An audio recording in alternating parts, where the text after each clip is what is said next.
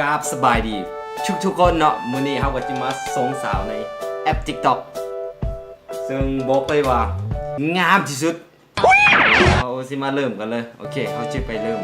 เบิ่งกันเลย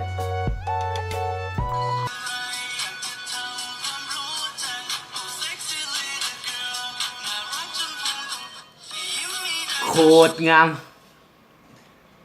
เขาจะเข้าไปซองอันของสาวคนนี้แล้ว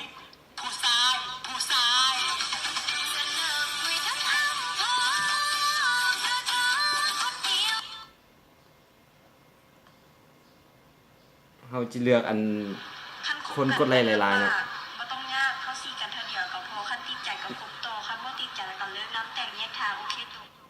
โอเค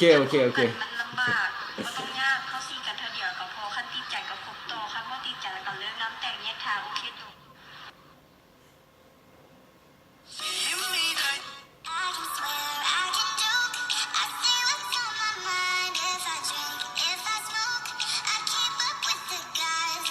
โคตรนะครับคนนี้นะ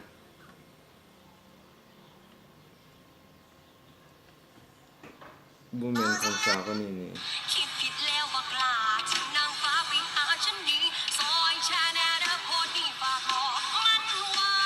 ขาวซะด้วย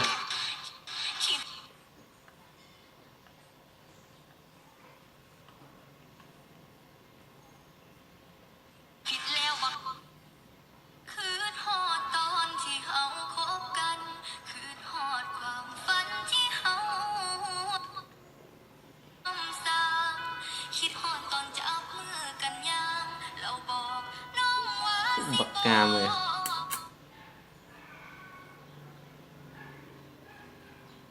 ไปก่อนเด้อ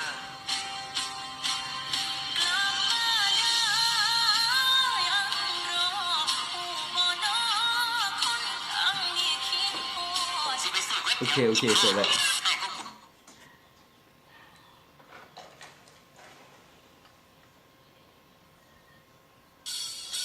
น้องอยากสิไปเขาดาวมื้อนี้สิเอาให้ได้เลยติน้องสิพาไปเขาดาวนะครับด้วยโอ้ยคนนี้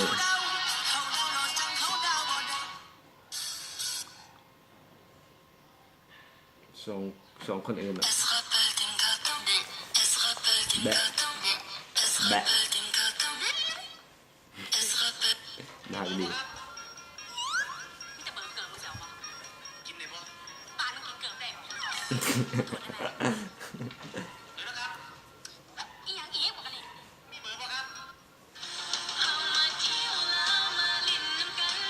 นางฟ้า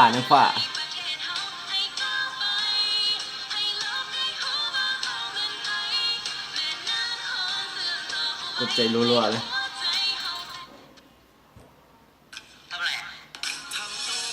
ตำรวจสาวตำรวจ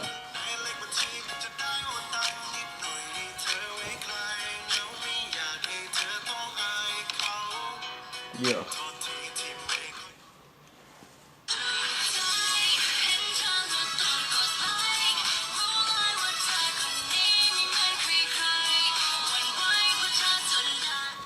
มีอะไรยิ้มแต่งามดู